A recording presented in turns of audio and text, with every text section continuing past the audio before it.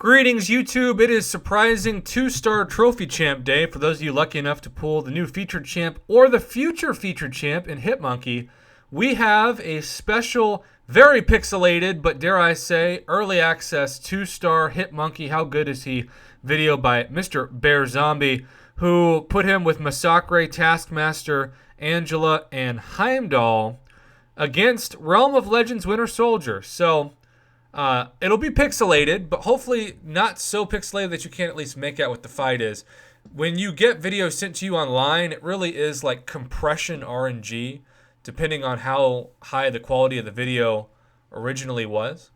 But what I care about most is seeing the bleed stacks and whether or not those of you who love to use and max out deep wounds like myself have the chance to really take down some damage. And of course, it's a 2-star against a 5-star, so you're expecting the damage output to be minimal. But just to kind of play around, see what the specials look like, how you might be able to stack those bleeds or the critical bleeds and the disorients. I'm really envious of all of you out there who got the 2-star, and what a awesome special too. And he was able to, stack quite a few bleeds. Now the question is going to become, is it going to be like Nick Fury levels of bleeds? And who knows? But at least it's going to be a fun champ to fight with.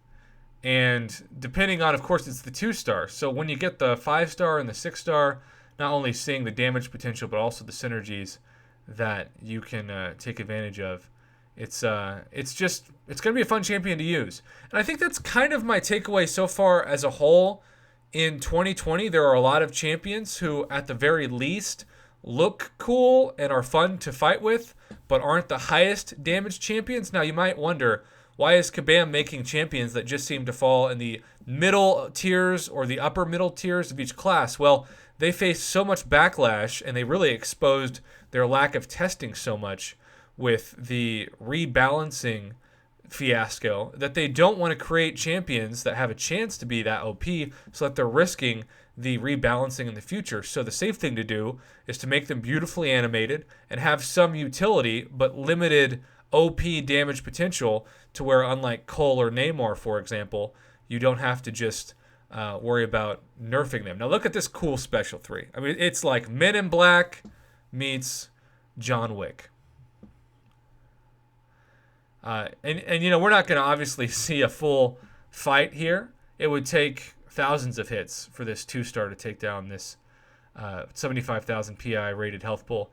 But the bottom line is, it's been kind of cool to see that he can get that crit bleed and the bleed stacks in general. And it's something I really wish I would have been able to test out myself. When I got the 2-star crystal at first, I was super excited because I thought, oh my gosh, this could be a 50-50 shot at getting one or the other of the featured champions for the month of June.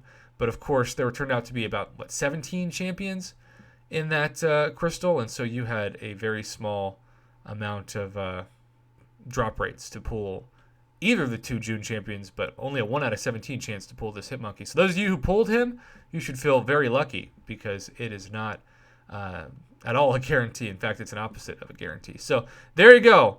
He got 123 hits in before he died from that Winter Soldier, and I appreciate Bear Zombie kind of testing this out. It's interesting because I'm sure there are going to be some people who are like, why didn't you test him against like Act 4 or Act 5? Well, it is the champion that needs a much better healthcare plan, Mr. Realm of Legends Winter Soldier, and it's just the customary, ever since day one, it seems, fight that we want to try to test out against. So even if it's a 2-star, usually that's reserved for 4-stars and above, but hey, it is what it is. What do you think of Hitmonkey? Are you wanting to go after him, or do you think that it's just too bananas to try to get him in a crystal?